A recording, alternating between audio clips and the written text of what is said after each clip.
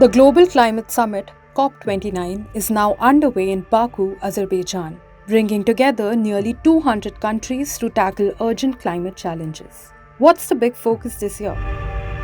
This year, it's all about setting new climate finance targets to help developing nations, especially as concerns grow that Donald Trump's return to the White House might slow down progress on climate funding.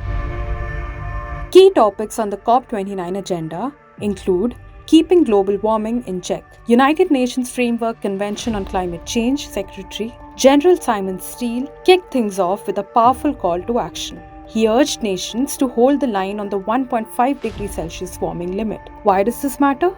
Exceeding it could put millions at risk, including vulnerable regions like India's Sundarbans. Ramping up climate finance. COP29 has been dubbed the Finance COP, with a strong push to increase support for developing countries. There's talks of replacing the old $100 billion annual goal with something much bigger, a global carbon credit market. A system for trading carbon offset credits could be on the horizon, allowing companies and countries to meet their climate targets by balancing unavoidable emissions with cuts made elsewhere. India is bringing a focused agenda this year. India wants developed countries to finally deliver on their financial commitments. India is pushing for measures to protect its communities from climate impacts while advancing its lifestyle for environment sustainability approach.